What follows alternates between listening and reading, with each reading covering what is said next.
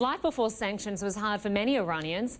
Is it about to get even harder? Let's cross over to the US Capitol and CNN Global Affairs analyst Jason Rezaian. He joins us from the Washington Post. Good to have you with us, Jason. Thanks for having me on.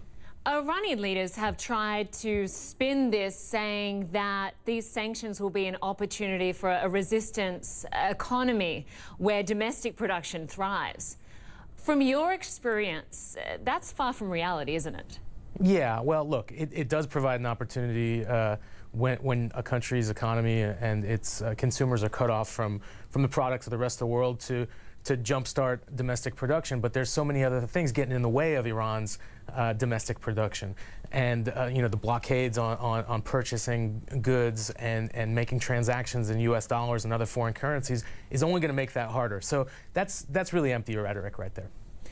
And Jason, you made some predictions about how sanctions would affect life in Iran just a few days ago in the Washington Post, which I'd like to just read out for our viewers.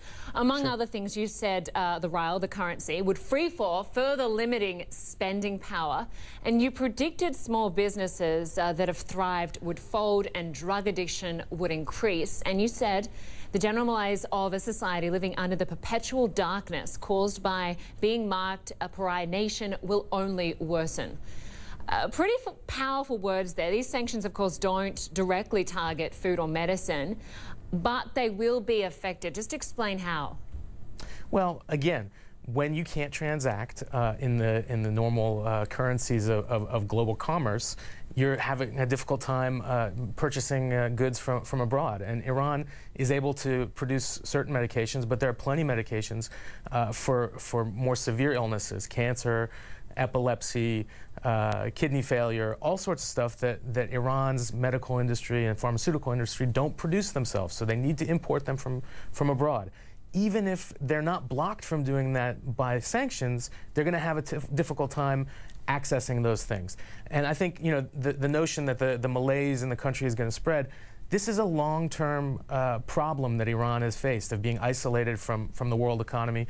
The nuclear deal was supposed to bring Iranians back into the fold of nations. People had a lot of hope. And, from their point of view, unfortunately, because of their own government's mismanagement and because of obstinance by Western leaders in bringing Iran back into the world, they're the ones that are bearing the brunt of this.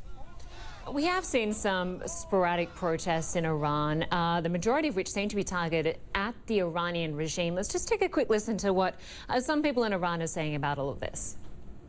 I'm so worried about my life, future, country, and as a young girl, I'm worried about my job. There are no job opportunities, and I'm afraid of losing my job. I feel like my life is being destroyed. The leaders of the country must think about the poor. No one is concerned about workers. There are no job opportunities for workers. Jason, from the people you've spoken to in Iran, does that sentiment ring true for the majority of Iranians and are most angry about corruption within the regime? People have been long angered about corruption inside the regime, but they've also looked to the West and specifically the United States to come to their aid somehow. But I don't hear anybody talking about how sanctions are going to make their life better. They look at this as a two-pronged problem. One, the United States and other governments have pushed Iran's government into a corner, and Iran's government has responded by protecting itself and not serving its people. So, as usual, they're stuck between two bad situations. And Jason, we heard from President Rouhani late yesterday saying that he is willing to talk to the US with no preconditions, although we've since heard that Iran saying you can't negotiate with someone holding a knife, so virtually put your knife away in your pocket. That seems to sound like a precondition. Do you see these talks happening? Ultimately, I think there will be talks again between the U.S. and Iran. If you recall, the nuclear negotiations between world powers led by the U.S. and Iran in 2004 14 and 15 were really the first direct negotiations, public negotiations between the two countries. I don't think you can put the genie back in the bottle. There is interaction between the two governments, but I think both the Rouhani administration and the Trump administration have sort of painted themselves into a corner where it's going to take some time to walk back some of the rhetoric about what it will take for the conditions to be optimal for the two sides to sit down. And I think from the Iranian side, you know, they negotiated a deal that was supposed to lift sanctions, you know, permanently, and now less than just a couple of years later, they're facing extreme measures once again. So, you know, I think for them, they have to be asking themselves, what's the benefit in it for us? And I don't think the Trump administration has really outlined yet what their strategy is and what their plan is. Yeah, certainly big questions over trust there. Jason Rezaian, always good to have you on. Thanks so much. Thank you.